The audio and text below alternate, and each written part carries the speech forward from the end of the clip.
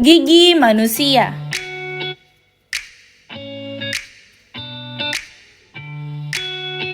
Gigi merupakan bagian penting dari tubuh kita yang seringkali kita abaikan. Padahal, mereka memiliki peran yang jauh lebih besar dari sekedar membuat kita bisa tersenyum.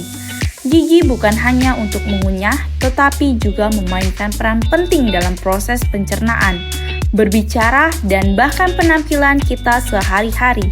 Namun, tahukah kamu bahwa gigi manusia terbagi menjadi beberapa jenis? Dan masing-masing jenis gigi ini memiliki fungsi yang sangat spesifik. Dalam video ini, kita akan membahas berbagai jenis gigi manusia yang memiliki peran unik dan sangat vital dalam mendukung kehidupan kita. Mulai dari gigi yang memotong makanan hingga yang menggilingnya, setiap gigi memiliki fungsi yang saling melengkapi. Gigi incisivus atau gigi seri. Fungsinya, gigi incisivus atau yang biasa dikenal dengan gigi seri terletak di bagian depan mulut. Gigi ini berfungsi untuk memotong makanan. Karena bentuknya yang tipis dan tajam, gigi ini sangat efektif untuk menggigit makanan seperti buah-buahan dan sayuran. Karakteristik gigi incisivus memiliki bentuk yang lebih pipi dan tepi yang tajam untuk memotong makanan. Gigi incisivus terdiri dari incisivus centralis dan incisivus lateralis. Pada manusia terdapat 8 gigi incisivus, 4 di rahang atas, 2 kiri dan 2 kanan, dan 4 di rahang bawah, 2 kiri dan 2 kanan. Gigi caninus atau gigi taring. Gigi caninus atau gigi taring terletak di sebelah gigi incisivus dan berfungsi untuk merobek makanan, terutama makanan yang lebih keras atau berserat. Setiap regio mulut memiliki 1 gigi caninus. Pada manusia dewasa terdapat 4 gigi caninus. Karakteristik gigi taring memiliki bentuk yang lebih tajam dan lebih runcing, yang memudahkan dalam merobek makanan.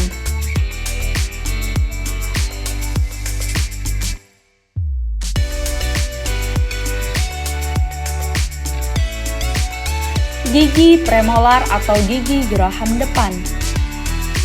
Gigi premolar terletak di sebelah gigi taring dan sebelum gigi molar. Gigi ini memiliki 2 permukaan giling yang datar dan bergelombang, yang memungkinkan mereka untuk menggiling dan menghaluskan makanan. Mereka bekerja dengan memecah makanan yang lebih keras dan membantu menghancurkan makanan agar lebih mudah dicerna oleh lambung. Karakteristik gigi premolar lebih besar dan lebih lebar dibandingkan dengan gigi incisivus dan caninus. Ada 2 gigi premolar di setiap regionya.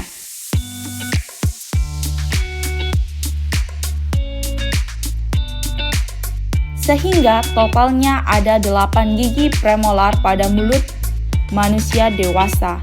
Gigi premolar memiliki 2 atau lebih puncak yang membantu menggiling makanan dengan lebih efisien.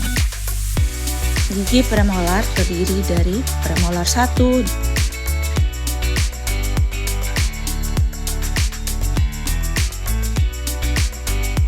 dan premolar 2.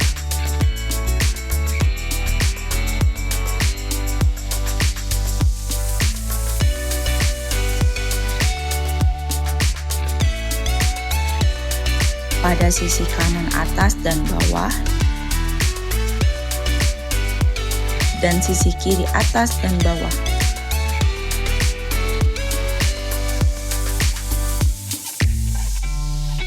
Gigi molar atau gigi geraham. Gigi molar adalah gigi yang terletak di bagian belakang mulut dan berfungsi untuk menggiling dan menghancurkan makanan yang lebih keras. Molar memiliki permukaan yang luas dan datar, yang idealnya untuk menggiling makanan menjadi lebih halus, sehingga memudahkan proses pencernaan di saluran pencernaan. Karakteristik gigi molar lebih besar dibandingkan dengan gigi premolar, dengan lebih banyak permukaan penggiling. Ada 3 gigi molar di setiap regio mulut manusia dewasa. Gigi molar terdiri dari molar 1,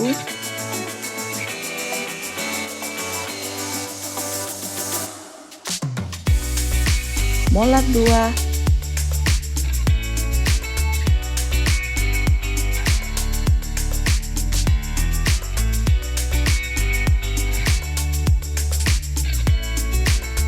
dan molar 3 pada sisi kanan atas dan bawah, dan sisi kiri atas dan bawah. Struktur gigi terdiri dari enamel, dentin, pulpa. Enamel merupakan jaringan terkeras di tubuh, terdiri dari 96% mineral. Enamel sebagai pelindung terhadap kerusakan fisik dan kimia serta memberikan warna putih pada gigi. Karakteristik enamel: kekerasan yang tinggi, ketebalan yang bervariasi, komposisi mineral, kandungan organik, kandungan air. Sifat fisik: bersifat isolator terhadap hantaran panas maupun listrik. Sifat kimiawi: enamel terdiri atas 95% bahan anorganik, 5% bahan organik, air, dan jaringan fibrosa. Zat anorganik utama, kristal hidroksiapatit. Kandungan zat organik, enamel terdiri atas protein 58% yang dikenal sebagai enamelin. Sifat mekanis: bersifat getas di mana elastisitasnya rendah. Terlihat pada tabel sifat mekanis. Mikroskopis enamel, di mana secara mikroskopis struktur dasar enamel terdiri dari prisma enamel. Terlihat pada gambar. Pola tampilan prisma enamel terlihat pada tampilan gambar. Kristal apatit, di mana tersusun dari senyawa dari kelompok kalsium fosfat. Kemudian apatit enamel tersusun dari hidroksiapatit. Demineralisasi mineral dengan pengertian berkurangnya kadar mineral dan garam anorganik pada enamel gigi. Penyebab: paparan zat asam secara langsung hasil metabolisme mikroorganisme dalam rongga mulut dan terjadi saat rongga mulut dalam pH kritis 5,5. Cara cegah demineralisasi: pertama, kita melakukan kontrol plak sejak dini dengan menyikat gigi dan melakukan kontrol diet. Kemudian untuk remineralisasi enamel, pengertiannya, mineral anorganik yang ditempatkan kembali di daerah yang sebelumnya telah kehilangan mineral-mineral akibat demineralisasi. Remineralisasi maksimal 90-180 menit, di mana remineralisasi ini penghapusan plak dengan adanya kapasitas buffer saliva. Dentin, jaringan terbanyak di gigi, dibentuk dari odontoblas yang berasal dari ekstomesenkim. 70% bahan anorganik, di mana kristal kalsium hidroksiapatit. 20% dentin, di mana serat kolagen. 10% dentin terdiri dari air. Dentin pada mahkota gigi dilapisi oleh enamel, sedangkan dentin pada akar gigi dilapisi oleh sementum. Proses pembentukan dentin disebut dentinogenesis. Berdasarkan waktu pembentukan, dentin dibagi menjadi 3. Pertama, primer, 2 sekunder, 3 tersier. Dentin primer, dentin yang dibentuk sewaktu masih dalam kandungan. Dentin sekunder, dentin yang mengisi sepanjang dinding terluar dari pulpa. Dentin tersier, dentin yang terbentuk karena proses perubahan gigi yang perlahan mencapai dentin dan merusaknya dentin tersier. Terbentuk untuk mengganti jaringan dentin yang dirusak oleh proses perubahan gigi. Sifat fisik: lebih lunak dibandingkan dentin. Dentin memiliki kemampuan tetap tumbuh dan memperbaiki diri. Sifat mekanis: elastisitas yang rendah, di mana memiliki tahanan kompresi dan tensi lebih rendah dari enamel. Kekerasan dentin 47-58 VHN. Sifat mekanis terlihat pada tabel. Sifat kimia, kandungan organik 90%, di mana 85% kolagen. Kandungan anorganik 70% kristal hidroksi apatit dan 10% air. Struktur mikroskopis, di mana tubulus dentin,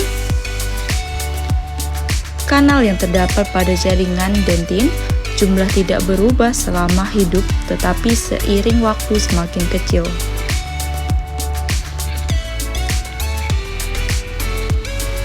Diameter 3,413 lebih kurang 0,954 mikrometer. Terlihat pada gambar. Ukuran rata diameter tubulus dentin.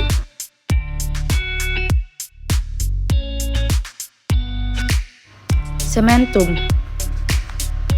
Sementum merupakan jaringan keras yang melindungi akar gigi. Kandungan pada sementum